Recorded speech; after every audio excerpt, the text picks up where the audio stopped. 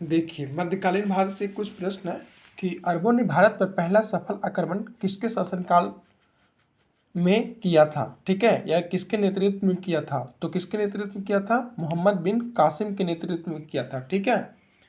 अरबों ने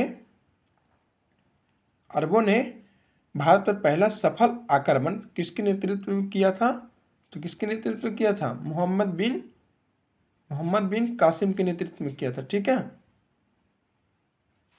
मोहम्मद बिन कासिम के नेतृत्व में किया था। अगला है प्रश्न कि अरबों के आक्रमण के समय सिंध पर किसका शासन था? तो अरबों पर आक्रमण के समय सिंध पर दाहिर का शासन था, ठीक है।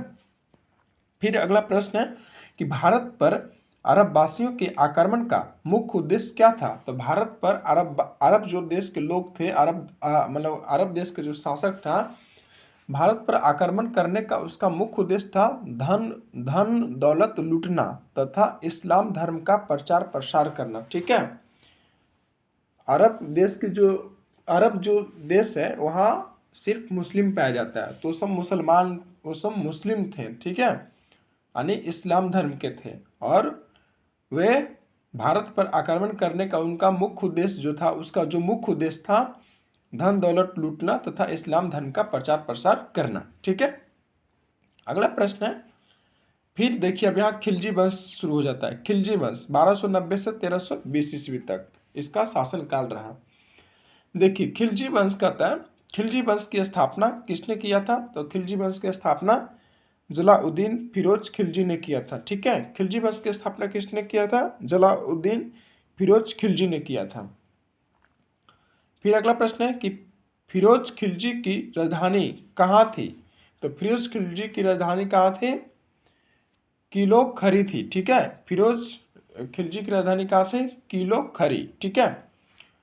यहाँ देखिए नोट में लिखा है कि 1296 ईस्वी में जलाउद्दीन फिरोज खिलजी की हत्या किसने किया था? ये भी प्रश्न ही है एक प्रकार से। तो उसका भतीजा एवं दमाद अलाउद्दीन खिलजी ने। जलाउद्दीन फिरोज खिलजी की हत्या किसने किया था? उसका भतीजा एवं दमाद अलाउद्दीन खिलजी ने। देखिए अलाउद्दीन खिलजी जो था वो जलाउद्दीन का दामाद था। दामाद कैसे हुआ कि ये चचेरा बेटा था जलाउद्दीन फिरोज खिलजी का, और ये जलाउद्दीन फिरोज खिलजी की बेटी से इसका शादी हुआ था अलाउद्दीन खिलजी का। तभी यानी अपने भतीजा से ही शादी करा दी अपनी बेटी का, जो कि इस्लाम धर्म में ऐसा होता भी है। तो इसका एक प्रकार से भतीजा भी अलाउद्दीन खिलजी हुआ और एक प्रकार से दामाद भी हो गया शादी करने के बाद, ठीक है। तो 1296 ईस्वी में अलाउद्दीन खिलजी ने जलालुद्दीन फिरोज खिलजी की हत्या कर दिया था, ठीक है। अगला प्रश्न है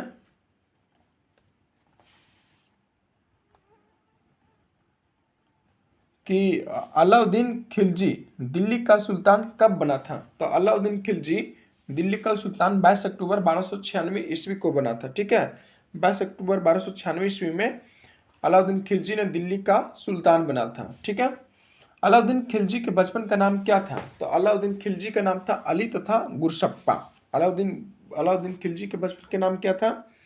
अली तथा गुरशप्पा था, ठीक है। अली तथा गुरशप्पा जो कि अलाउद्दीन खिलजी के बचपन का नाम था, ओके। अगला प्रश्न देखिए, घोड़ा दागने एवं सैनिकों का हुलिया, घोड़ा दागने एवं सैनिकों का हुलिया लिखने लिखने लिखने की प्रथा शुरुआत किसने किया था? तो ये भी किया था अलाउद्दीन खिलजी ने, ठीक है। घोड़ा दागने एवं सैनिकों का हुलिया लिखने का प्रथा किसने शुरू किया था? अलाउद्दीन खिलजी ने शुरू किया था। फिर अगला प्रश्न है कि अलाउद्दीन खिलजी ने भू राजस्व की दर को बढ़ाकर कितना कर दिया था? यानी कि भू राजस्व जो दर है, भूमि पर जो कर लिया जाता था, ठीक है, भू कर यानी भूमि कर जो लिया जाता था उसको बढ़ाकर कितना कर दिया था? तो कुल उपज का, आप जितना खेतों में उपज करते हैं उसका 1/2 भाग करने के मतलब उसका आधा भाग अपने शासनकाल में ही लेता था, ठीक है। भू राजस्व की जो भी आप पैदावार उत्पादन करते हैं उसका आधा भाग, उपज का आधा भाग अपने शासनकाल में अलाउद्दीन खिलजी ले लिया करता था, ठीक है। तो उपज का 1/2 भाग बढ़ा दिया, ठीक है। उपज के 1/2 भाग बढ़ा दिया था भू राजस्व दर को अलाउद्दीन खिलजी ने। अगला प्रश्न है कि किस शासक ने व्यापारियों में बेईमानी रोकने के लिए कम तौलने वाले व्यक्ति के शरीर से मांस काट लेने का आदेश दिया था? तो ये भी था अलाउद्दीन खिलजी ने। यदि कोई व्यापारी जितना जितना वजन कम तौलता था उतना उसके शरीर से मांस काट लेने की आदेश दिया था। और यह आदेश किसने दिया था? यह आदेश किसने दिया था? अलाउद्दीन खिलजी ने। तो इस प्रकार से इस प्रश्न का उत्तर क्या होगा? अलाउद्दीन खिलजी। ठीक है। फिर अगला प्रश्न है, ये प्रश्न काफी इंपॉर्टेंट है, वीवीआई प्रश्न है। ठीक है, देखिए, दक्षिण भारत की विजय के लिए अलाउद्दीन खिलजी ने किसे भेजा था? दक्षिण भारत की विजय के लिए अलाउद्दीन खिलजी ने दक्षिण भारत की विजय के लिए अलाउद्दीन खिलजी ने किसे भेजा था? तो किसे भेजा था? मलिक काफूर को भेजा था। मलिक काफूर को दक्षिण भारत की विजय के लिए भेजा था। और यहाँ पर देखिए अलाउद्दीन खिलजी द्वारा क्या क्या चीज निर्माण किया गया या फिर कौन कौन सा चीज बनाया गया। देखिए, बाजार नियंत्रण प्रणाली की शुरुआत जो कि अलाउद्दीन खिलजी ने किया था। दीवान ए रियासत की शुरुआत भी अलाउद्दीन खिलजी ने किया था। शाह ए मंडी जो बनाया था वो भी अलाउद्दीन खिलजी ने बनाया था। और बरीद का भी एक कोई विभाग था, उसको भी अलाउद्दीन खिलजी ने बनाया था। और मुनिहान व गुप्तचर जिसको गुप्तचर विभाग कहते थे अलाउद्दीन खिलजी के समय में, तो उसका भी निर्माण अलाउद्दीन खिलजी ने किया था। यानी इन चारों पांचों की जो निर्माण है किसने किया था? अलाउद्दीन खिलजी ने। बाजार नियंत्रण प्रणाली की शुरुआत किसने किया था? तो अलाउद्दीन खिलजी ने। ठीक है। और देखिए, जमीयत खाना मस्जिद, अलाई दरवाजा, हजार खंबा महल, सीरी का किला और बाजार नियंत्रण प्रणाली, इस सारे का निर्माण जो है अलाउद्दीन खिलजी ने करवाया था। ठीक है। ये सभी जो है इनका निर्माण अलाउद्दीन खिलजी ने करवाया था। ठीक है। जमीयत खाना मस्जिद का निर्माण किसने किया था? अलाउद्दीन खिलजी ने। अलाई दरवाजे का निर्माण किसने किया था? अलाउद्दीन खिलजी ने। हजार खंबा महल किसने बनवाया था? अलाउद्दीन खिलजी ने। सीरी का किला किसने बनवाया था? सीरी का किला या सीरी का दुर्ग किसने बनवाया था? तो अलाउद्दीन खिलजी ने। दुर्ग मतलब होता है किला। ठीक है, यहां लिख लीजिए, नहीं तो सीरी का दुर्ग। ठीक है,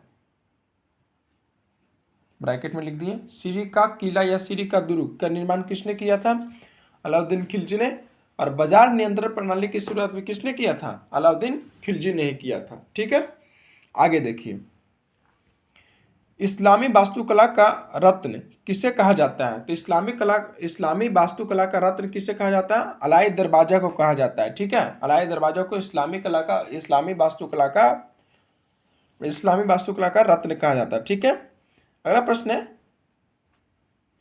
प्रश्न नंबर 11 कि दैनिक अधिकार के सिद्धांत को किसने चलाया था? दैनिक अधिकार के सिद्धांत को किसने चलाया था? तो अलाउद्दीन खिलजी ने चलाया था। ठीक है, आगे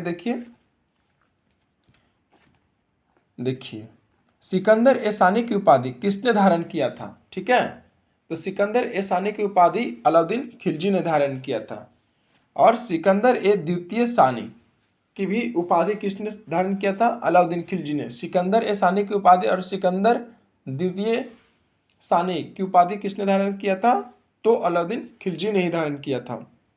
फिर अगला प्रश्न है कि अलाउद्दीन ने दीवान ए रियासत, अलाउद्दीन खिलजी ने, इसको अलाउद्दीन खिलजी पढ़िएगा, अलाउद्दीन खिलजी ने दीवान ए रियासत किसे नियुक्त किया था? तो किसे नियुक्त किया था? मलिक याकूब को नियुक्त किया था। ठीक है,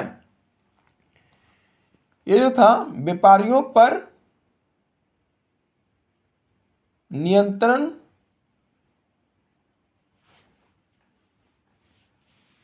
एक कुछ और है।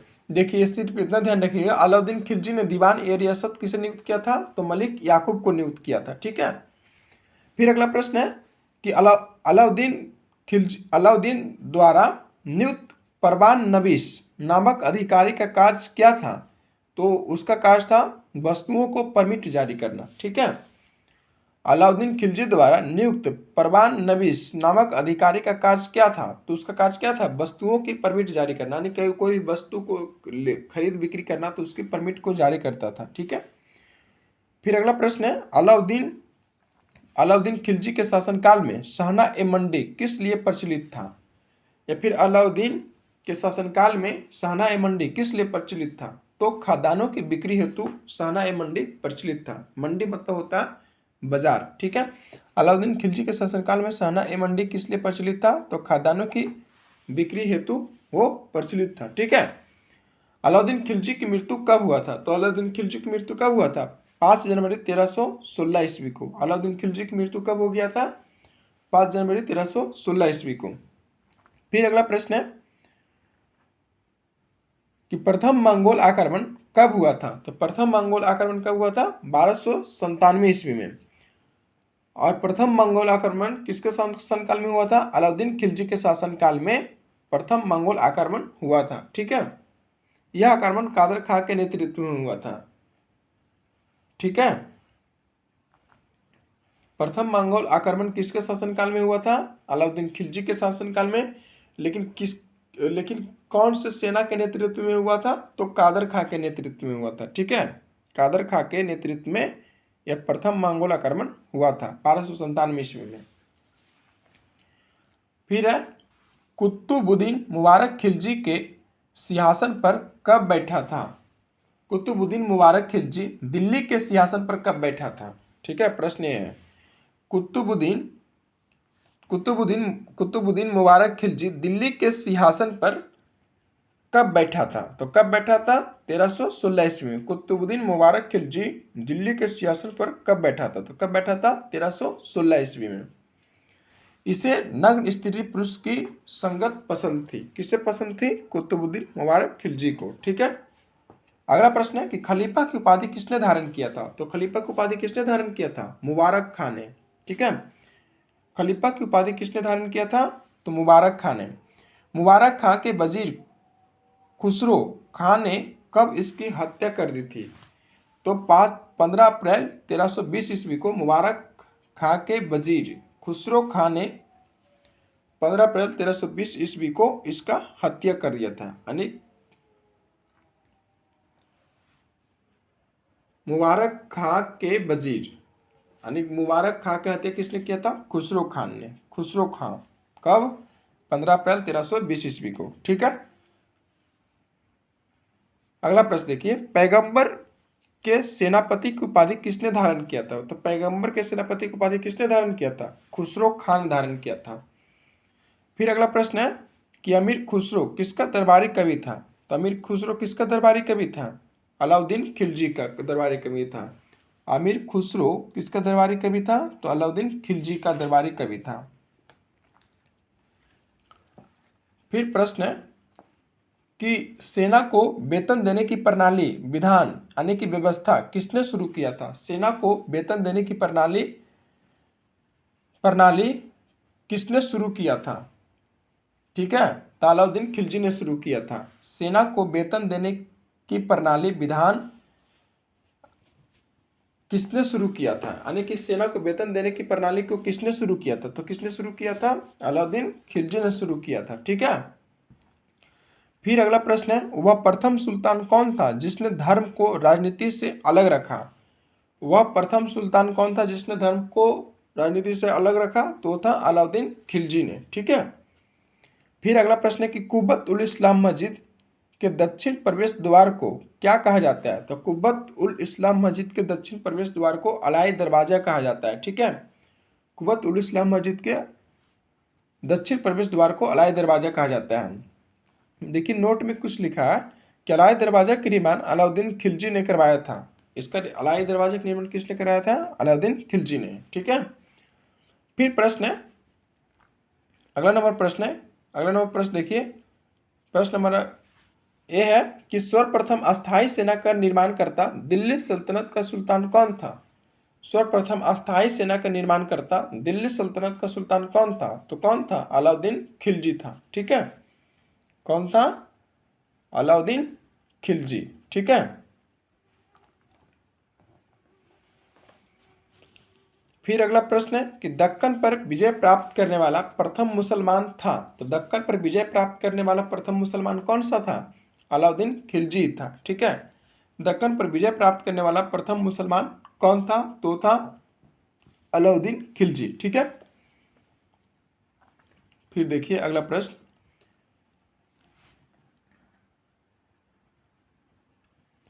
तैमूर लंग के भारत पर आक्रमण करने के समय भारत पर किस वंश का शासन था? तो किस वंश का शासन था? तुगलक वंश का शासन था। ठीक है, तैमूर लंग ने जिसमें भारत पर आक्रमण किया था उसमें भारत पर किस वंश का शासन था? तो तुगलक वंश का शासन था। और तैमूर लंग ने भारत पर कब आक्रमण किया था? 1398 ईस्वी में।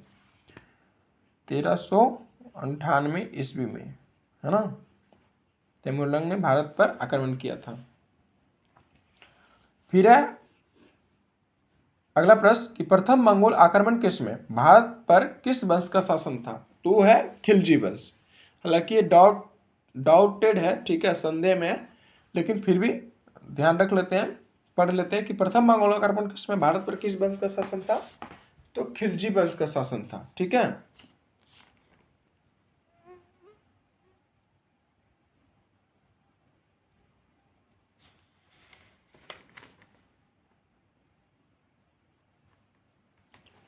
प्रथम मंगोल आक्रमण के समय भारत पर किस वंश का शासन था? तो खिलजी वंश का शासन था। ठीक है, प्रथम मंगोल आक्रमण 1221 ईस्वी में हुआ था। प्रथम मंगोल आक्रमण 1221 ईस्वी में हुआ था और चंगेज खां नेतृत्व किया था। चंगेज खां जो सेना था जो इसका नेतृत्व किया था। लेकिन देखिए यहाँ पर एक कंफ्यूजन है कि प्रश्न है कि प्रथम मंगोल आक्रमण कब हुआ था? तो 1297 ईस्वी में। यह आक्रमण कादर खां के नेतृत्व में हुआ था, लेकिन यहाँ पर चंगेज खां के नेतृत्व में हुआ था। ठीक है, और प्रथम मंगोल आक्रमण अलाउद्दीन खिलजी के शासनकाल में हुआ था। ठीक है, लेकिन यहाँ देखिए प्रथम मंगोल आक्रमण के समय भारत पर किस वंश का शासन था? तो खिलजी वंश का शासन था। लेकिन यहाँ कहता है कि प्रथम मंगोल आक्रमण 1221 ईस्वी में हुआ था, जिसका नेतृत्व प्रथम मंगोल आक्रमण अलाउद्दीन खिलजी के शासनकाल में हुआ था, लेकिन जिसका नेतृत्व चंगेज खां के नेतृत्व में हुआ था। यानी कि 1221 ईस्वी में जब हुआ था, 1297 ईस्वी जो है 1297 से पहले ही मंगोल आक्रमण हुआ था। 1221 ईस्वी में उसका नेतृत्व किया था चंगेज खां। ठीक है, लेकिन 1297 में जब हुआ था तो यह आक्रमण कादर खां के नेतृत्व में हुआ था। ठीक है, लेकिन शासक था अलाउद्दीन खिलजी। ठीक है, फिर अगला प्रश्न देखिए,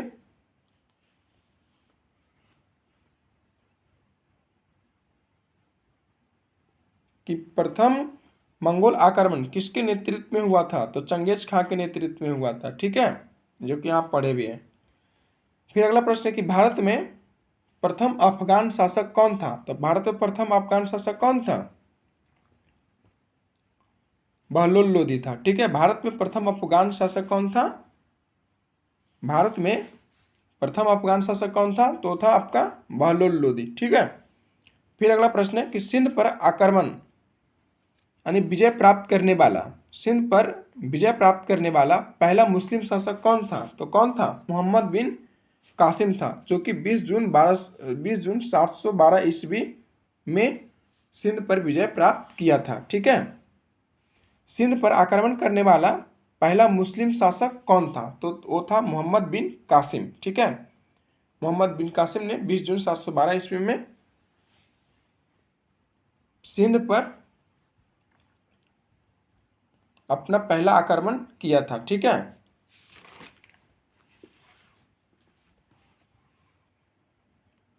देखिए भारत में प्रथम मुगल शासक कौन था? तो भारत में प्रथम मुगल शासक कौन था? बाबर था।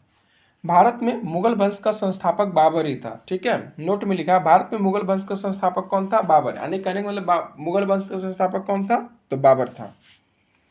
तुगलक वंश का पहला शासक एवं संस्थापक कौन था? तो गयासुद्दीन तुगलक था। तुगलक वंश का पहला शासक एवं संस्थापक कौन था? तो गयासुद्दीन तुगलक था। कहने का मतलब तुगलक वंश का संस्थापक कौन था? तो गयासुद्दीन तुगलक था। अवध का अंतिम नवाब कौन था? तो अवध का अंतिम नवाब कौन था? बाजिद अली शाह था। ठीक है, अंतिम मौर्य सम्राट कौन था? तो अंतिम मौर्य सम्राट था बृहदर्थ। ठीक है, अंतिम मुगल बादशाह कौन था? तो अंतिम मुगल बादशाह था बहादुर शाह जफर द्वितीय। ठीक है। फिर है मध्यकालीन भारतीय इतिहास में अस्थायी सेना के लिए कौन विख्यात था? मध्यकालीन भारतीय इतिहास में अस्थायी सेना के लिए कौन विख्यात था? तो कौन विख्यात था? अलाउद्दीन खिलजी था। ठीक है, अलाउद्दीन खिलजी था।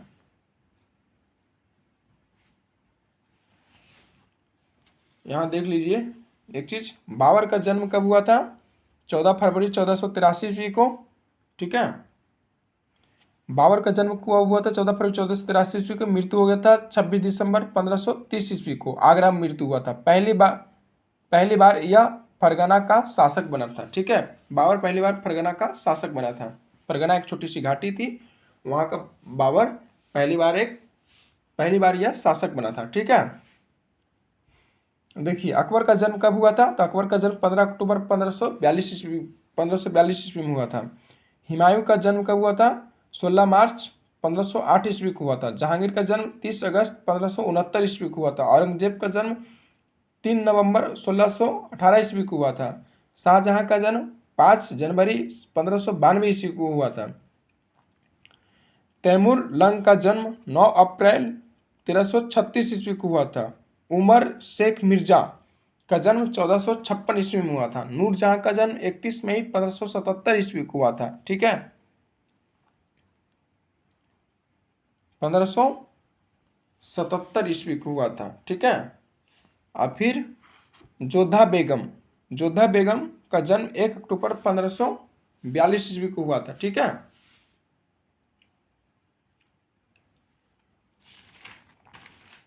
एक चीज यहां पर देख लीजिए, देखिए मगध राज के कौन कौन से वंश किसके बाद आए उसको थोड़ा सा हम कवर कर लेते हैं। ये पूरा है। ठीक है, मगध राज में कौन कौन से वंश आए, किसके बाद कौन वंश आया। देखिए सबसे पहले मगध में हर्यक वंश आया, फिर उसके बाद शिशुनाग वंश आया, फिर उसके बाद नंद वंश आया, फिर उसके बाद मौर्य वंश आया, फिर उसके बाद शुंग वंश आया, फिर उसके बाद कन्नम वंश आया, फिर उसके बाद सातवाहन वंश आया, और फिर उसके सातवाहन वंश के बाद सबसे अंतिम वंश था चेदी वंश। ठीक है, ये आपका पूरा कंप्लीट हुआ।